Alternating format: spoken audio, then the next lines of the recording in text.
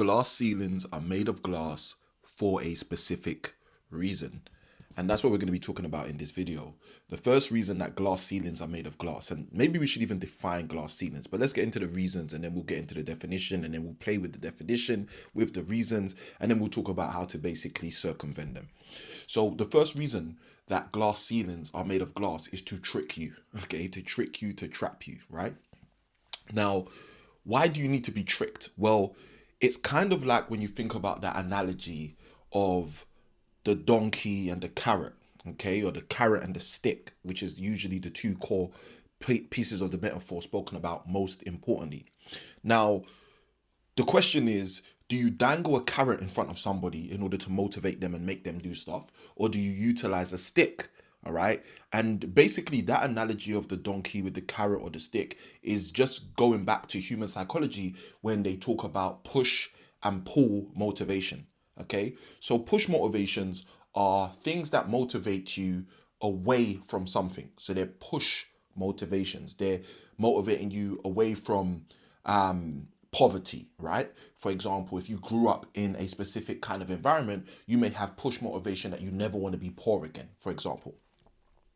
Now, pull motivations, on the other hand, are motivating factors that are pulling you towards them. So, for example, if you saw a happy family when you were growing up and you always said to yourself, you know what, I wish one day I can have a happy family. That's a pull motivation. So you're motivated because you're being pulled towards the happy family ideal and you're being pushed away from the poverty situation, right? So this push and pull motivation that they speak about in psychology is married to this idea of dangling a carrot before a donkey or using a stick on a donkey. All right. Now, we're not donkeys, but follow the analogy for now. So why is this so important? The reason this is so important is because if you have spent the last 30 years, the last 25 years working and building up your career, building up your reputation, and knowing for quite a long time, like many of us know now, that the career alone is not going to provide you with the resources and revenue for you to live your best life, whatever that picture may be. It may be to retire to the Caribbean. It may be to retire back to Africa. It may be to have additional multiple international trips or holidays, okay, at a later age when you retire, etc., right? If that was the plan and you've realized that that's not going to happen from your career building endeavors and activity, you're probably like so many people I've worked with who outside of work have taken their resources and invested them in building something else alongside to support you in terms of your long-term plan. Now, here's where the challenge comes. You look at the things you've built on the outside, the portfolio of property, the asset collection, whatever it may be, and you ask yourself, how comes that portfolio, how comes that conglomerate, how comes that collection of resources or assets is not accelerating in terms of its ability to generate revenue for you to release you from your corporate world, to release you from your corporate job, or more importantly, to release you from your corporate salary? You've been asking yourself that question. Now, the reason you're asking yourself that question is because you may not have realized yet, but I'm sure you're smart enough to have realized by now that the real problem is not the category in which you desired or decided to start building assets. It's not the fact that you started buying property. It's not the fact that you started investing in stocks. It's not what you chose as the secondary asset class to build your wealth. It's also not your career per se, okay? It's actually the fact that there's a glass ceiling. And a lot of the times there's a glass ceiling in the world that we've chosen to build our assets in, like the world of property, for example. That's the area I'm in, so I'll speak to that effect. There's a glass ceiling in the world of property. And there's also very often a glass ceiling in the career path that we've chosen as well, okay? So this is why it's important, because what happens if you invest and focus much of your time in an industry like real estate, like property, you start to understand what the glass ceilings are. You start to see where the glass ceilings are, and you start to be able to do exactly what I'm going to share about in this video about those glass ceilings. And if you're someone who's watching this for the first time, this is your first time meeting me. My name's Samuel Ikenwin. I help people create consistent and then colossal cash flow using resources and revenues hidden in plain sight. So if any of that sounds of value to you, hit the like, hit subscribe, be a part of what we're doing in this tribe, and let's jump back in. So typically what we find with a career path is there are glass ceilings. Typically what we find with an asset class, there are glass ceilings. And typically what we learn, many of us have found this in terms of the corporate side of things, the longer we're in that corporate industry, the longer we're hacking that corporate world, the faster we start to recognize where the glass ceilings are. And what happens is if we have understudies or younger people who maybe sometimes look like us and we want to support them and help them and assist them and develop them, we show them, we help them navigate those glass ceilings before they kind of get to them. So they don't have to bang their head too many times on those glass ceilings. But the reason this is so important is because it brings us back to the first thing that glass ceilings do. The first thing that glass ceilings do is trick me and you. That's their job, right? The objective of a glass ceiling is to trick me and you. And please be mindful of the fact that I started by saying glass ceilings are made of glass for a specific reason. Because glass ceilings are not there by accident. There is no glass ceiling in your career. There is no glass ceiling in the asset class you decided to invest in. There is no glass ceiling that's just there by accident. All glass ceilings are constructed and made of glass on purpose. Okay? It's the actual desired material, okay, of deployment for glass ceilings. Now, why? I'm going to tell you why. The first reason is because by virtue of the fact that a glass ceiling is glass, you can see through it, but you can't get to it, okay? Or let me even say it more accurately. You can see through it, but you can't get through it, okay? Just typically. So instinctively, when you see the glass ceiling and you're not familiar with the conceptual idea or the concept of a glass ceiling, you keep on going until boom, you go and hit yourself upside your head and realize, wow, like, what just happened? Okay. And sometimes the longer you take to figure out what just happened, you forget what happened to realize to be able to really see what occurred. What occurred was you were going for the thing on the other side of the glass, but the glass was there to trick you so you couldn't get through. So the first objective of a glass ceiling is to trick you. Now, this is where many people go wrong because many people who we know may have thought that the purpose of the glass ceiling was to trap you, was to keep you in the trap. And that is not the primary objective of the glass ceiling. The reason it's glass is because the primary objective is to trick you. It's a deception tool to make you believe that you can more easily achieve or receive something. And then you develop this belief, but the ceiling is there to stop you from being able to take receipt. So that's the first thing. And it's really important because if you are an aspiring entrepreneur or you're a high level entrepreneur, you know what I'm talking about. You may have been hitting your head against the glass ceiling of making over $300,000 or £300,000 per month. You may be striking a blank every single time you complete a whole 12-month cycle and realize for some reason you can never break past that 7-figure mark. How comes you can never just alleviate above £1 million, for example, right? Why are those blocks there? Those blocks are there because they are prescribed glass ceilings. So the first purpose of a glass ceiling is to trick you. Second purpose of a glass ceiling is to trap you. Not the first, second is to trap you. Now, you may be familiar with many of the scientific studies that have been done, mainly with animals, where animals are placed inside of a specific structure or container. And typically what happens is just outside of that structure or container, food is placed and the animals go for the food, attempt to get the food. But however, the animal is stopped by some form of blockade or blockage. And over a period of time, we both know what happens in these studies, the animal stops attempting to go for the food. It's the same food, it's the same nourishment, it's the same nutrient. And even in hunger, where the animal desires to eat the food over a period of time due to knocking its head upside the glass, upside the wall, upside the structure, the animal tends to stop attempting to go for the food. Now, why is this? This is because of the first objective of a glass ceiling being achieved. What's the first objective? To trick you, okay?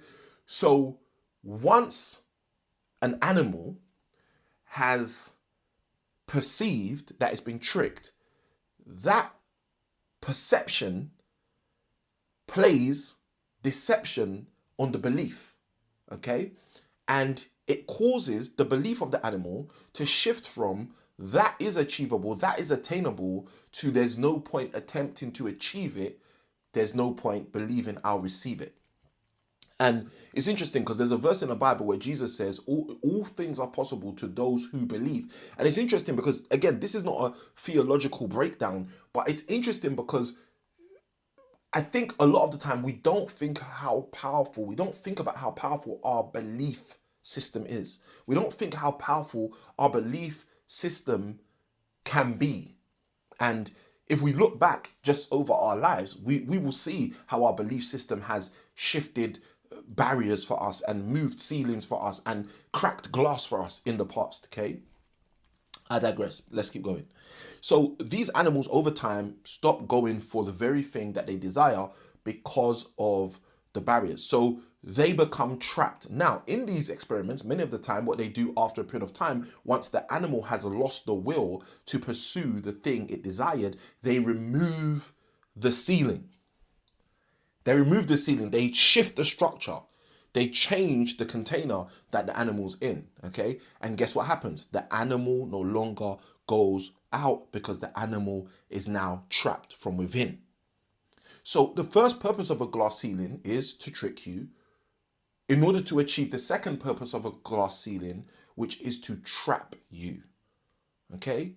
Now, the thing that's interesting is once trapped, the constraints and the structure are no longer needed, because most people who are trapped are not trapped by external factors. They have become trapped by internal factors, which originally may have been structured and set up, constructed and made by external factors. So the glass ceiling primarily is there to trick you so that secondarily it can trap you. Now here's the third thing, which is the scariest thing. After tricking and trapping, the third thing a glass ceiling will have to get objective to do is transform you. Transform you from what to what? Well, transform you proverbially from the butterfly you could be to the perpetual caterpillar you have to stay. You see, what happens for many human beings is when we aren't aware of the detriment of mediocrity, we embrace it for longer than we need to. And what happens a lot of the time is perpetual mediocrity creates more mediocrity. And this is where the challenge ends up. This is where the problem becomes, right? Because if a glass ceiling has tricked you perpetually and caused you to be someone who is now trapped within the constraints of the glass ceiling, now even when the glass ceiling is removed, that trap remains with you. And if that trap remains with you, then there's a real bigger issue. And that's because now the very fabric and DNA of who you are is now going to be transformed. You see, in those experiments I mentioned a moment ago, when an animal in that situation has a child, has a baby, has offspring, the animal is now going to train, develop, and teach the child and the offspring to never go to that side where you may get electric shocked or you may hit your head on the glass, and the child, fresh, new, may be saying there's nothing there, may be saying no, there isn't glass there. They may have realized, hold on, there's no reflection, there's nothing, it's free reign. But the ingrained pain of the tricked and trapped adult may cause it to say, no, my love, you can't go there. And I want you to think about that for a moment. I want you to think about some of the areas in your life where maybe you've become that older vessel saying to the younger generation, no, you can't do that. You can't achieve this. You can't break through there because it's a trap. It's there to trick us. Okay? because doing this kind of introspective evaluation will help us recognize a lot of the glass ceilings. Now, I've already jumped into how we overcome this. So let's kind of produce some form of a formal definition for these glass ceilings.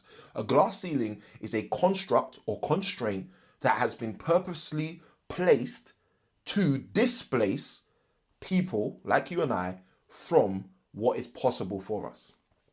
Okay, simple definition. A glass ceiling is a construct that has basically been purposely placed in order to displace you and I from some kind of outcome, some kind of product, some kind of value that some purpose we can achieve. It's achievable had that glass ceiling not been there, right?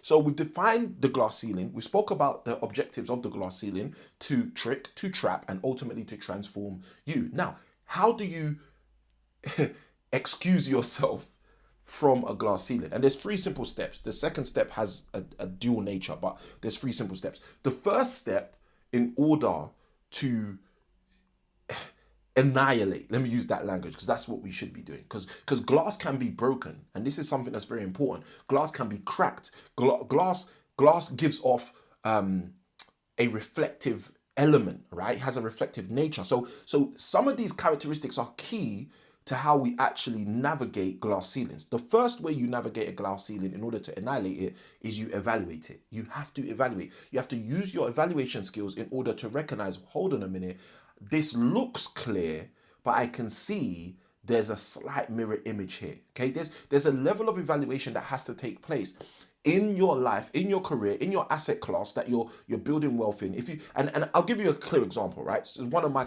clients who I've helped since 2019, she's helped me recognize some of the shimmery, reflective nature of glass ceilings better than anyone, right? So here's one. If you've built a property portfolio, and that property portfolio is worth £4 million, okay? But that property portfolio is only generating you £3,000 a month, which is roughly circa £36,000 a year, okay? That means on paper, you have over £4 million in soldiers going out to war every year and only bringing back the spoils of £36,000. Something mathematically is broken there. So what you see there is some form of reflective nature. Okay, because you're seeing a glimmer of hope in the form of having the £4 million portfolio, but you're seeing the reflection of sameness, the reflection of mediocrity in that it's only generating for you the £36,000. Okay, hopefully this makes a lot of clear sense. Now, this is the first part of the process. You have to evaluate the situation, evaluate the ceiling and recognize, oh, this is a glass ceiling. I've been attempting to break through this so many times, but it just seems like it's something just stopping me every time, okay? And that's the tricky methodology, because the more it tricks you, the more you will keep attempting to do it in the mediocre state and not break through the glass ceiling. So that's the first thing. Evaluate. Now, through evaluation, you get the opportunity to do something amazing, okay?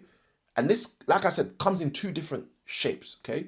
The first thing you can do after you evaluate is you can decide to evacuate, okay? You can say, you know what, I've had enough. I'm done. This is it. I'm leaving this building so I no longer have to deal with this ceiling. Okay, now what does that look like? For example, that might look like, if you're in real estate and property, you say to yourself, okay, I'm going to skip to a different niche of real estate and property. Or if you're in real estate and property, you say, you know what, I'm going to skip out of real estate and property. I'm going to skip into forex trading, or I'm going to skip into something else. Now, I want to say this because this is a big caveat for us, okay? Lots of people, when they evaluate, decide to evacuate. But the problem is, many of them evacuate, I don't want to be like rude, but they evacuate as losers, not as winners. They don't evacuate taking their lessons. They don't evaluate taking their leverage. They don't evaluate taking their learnings. They just evacuate taking losses. And as a result, they go into the next industry and all they've done is program themselves to know when to run. So evacuation is one thing that can be done, but it's not always the best thing to do. It's just an option that you have. You evaluate and you evacuate, okay? But you don't always have to evaluate, and evacuate. You can do something else, right? And this is what I love doing for my coaching clients, because I've loved seeing how I've been able to do this for myself. And I didn't discover how to do this myself. I had to learn this from other people. Sometimes coaches, many times mentors, my dad, like my mom, like different people who I'm grateful that along my journey have been kings and queens that on the chessboard of life I've been able to learn from. So this is the other thing you can do. Instead of evacuate, you can eliminate. Okay, and I spoke a moment ago about glass having a tendency that it can be cracked, it can be shattered, it can be broken. Okay, so this is what we take advantage of. We recognize, hold on a minute, the glass ceiling is there, but I know for the glass ceiling to be there, that must mean there is access to the place above the glass ceiling in order to install the glass ceiling. Okay, now this is the rhetoric that will get you to a place of understanding, oh, so we can break through this. So you can evaluate and evacuate, or you can evaluate and eliminate. Eliminate the glass ceiling. No longer allow the glass ceiling to trick you, to trap you, and ultimately to transform you. Why? Because you recognize there's a way we can eliminate this. We can actually break through this. We can take this out. Okay? Now, how do you take this out? Well, that depends. It depends on what we're talking about in terms of the industry, the category, the criteria. For some of us in employment, I'll give you this quick example because this will help you see practically how this can work. So when I worked in a specific school, I worked in a school in Chingford, okay, which is kind of like East London. It's the outskirts of what you call East London.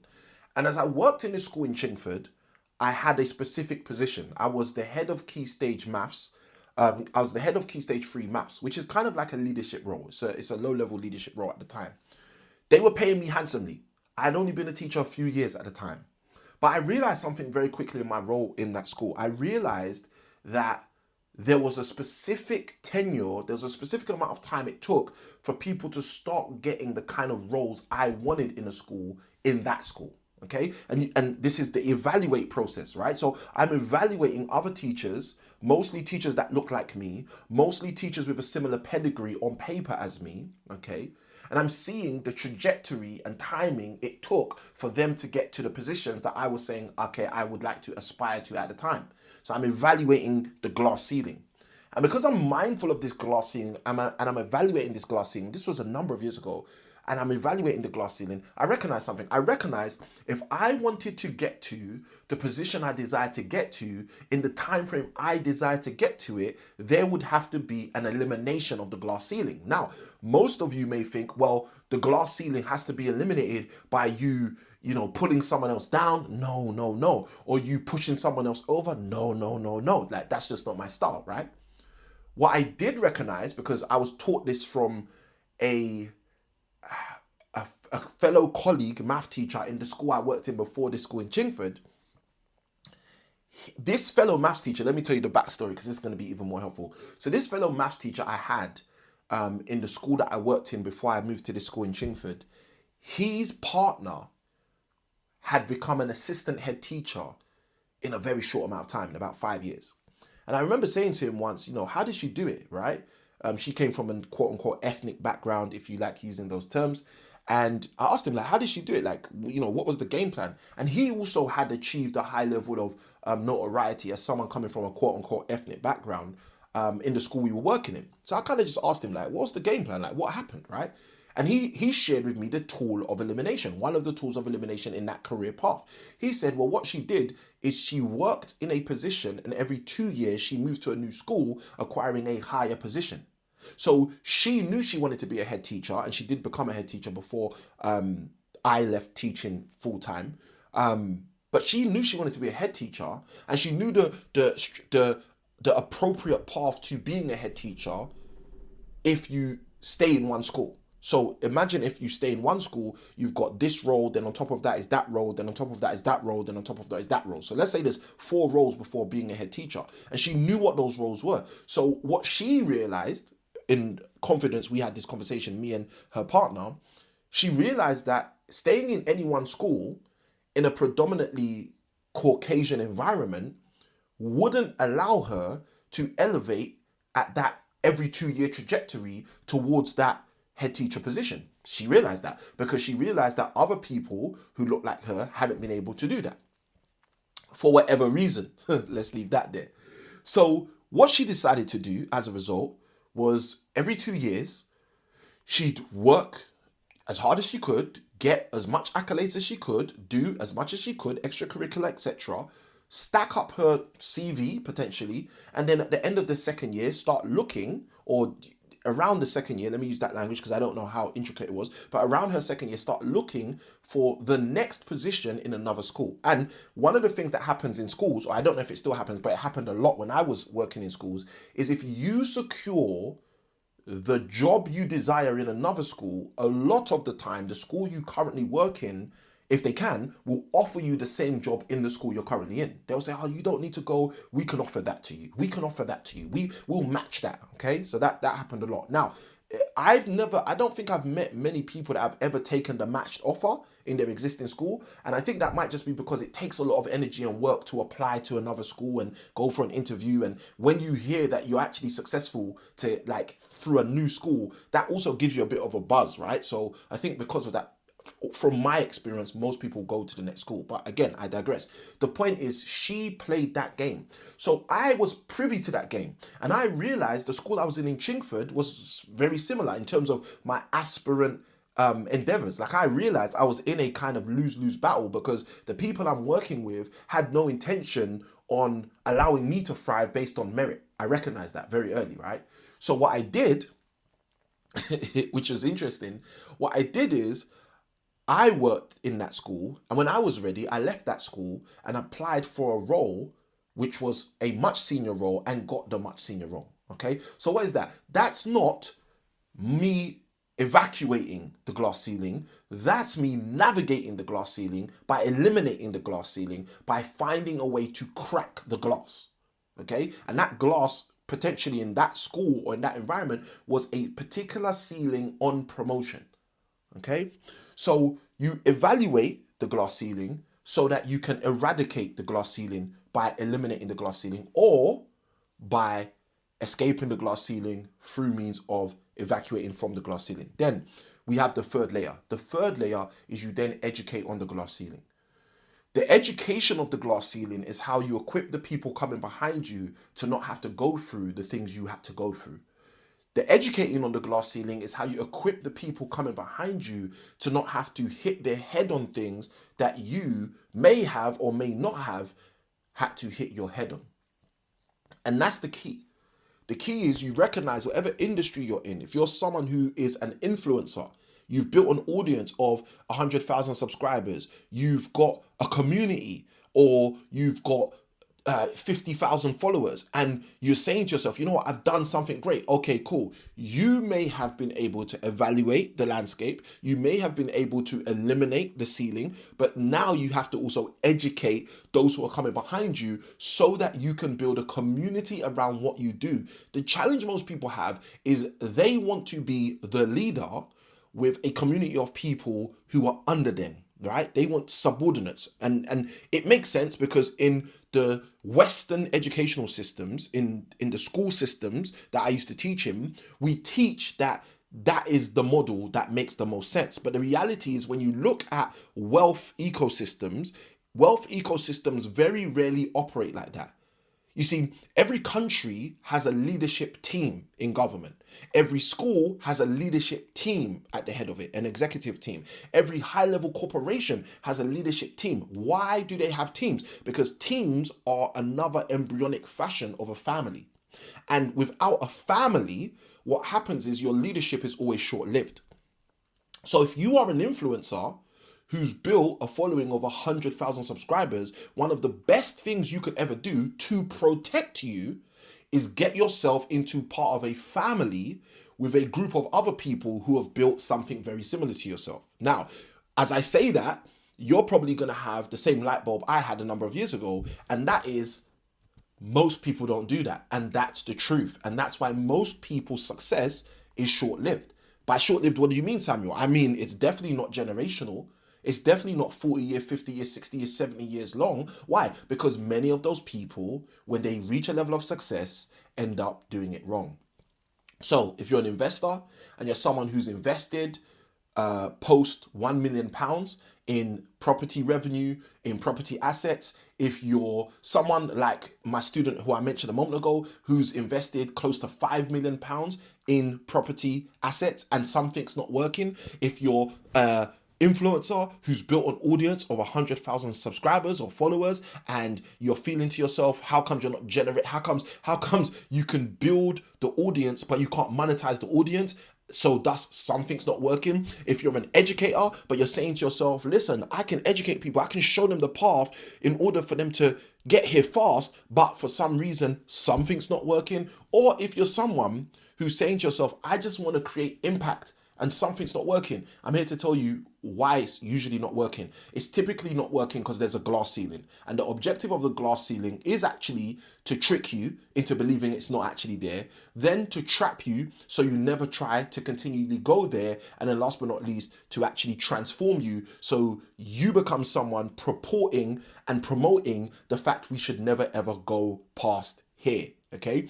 Now, it's very simple, as shared in this video, to annihilate the glass ceiling, and all we have to do is evaluate the glass ceiling, eliminate the glass ceiling, and then educate on the glass ceiling. So if you're someone who's fit any of those predicaments that I've mentioned a moment ago, the real key for you, the real key that shifted things for me, is to create an embryonic family. Create a family of people who you can network with as a support group. They can help you. You share value with one another. How did you do this? How did I do this? How did I do this? And what happens is the glass ceiling literally gets eliminated because you're having a shared economy, adding and sharing value, which allows you to pull down strongholds that are trying to trap you. This is something I can win. I'm signing out. If you got value from this video, let me know in the comments below. If you're someone who's interested in learning more about how I help people to literally eliminate the glass ceilings in their life, then again, check the description of this video. And as I usually say, remember, small keys open big doors. Good day, God bless, I'll see you on the next. And YouTube is probably recommending on this screen a video right now that YouTube thinks, based on your algorithm selections, will be of good value for you to watch. So go watch that video next, and I'll see you on another one. Good day, God bless, let's go.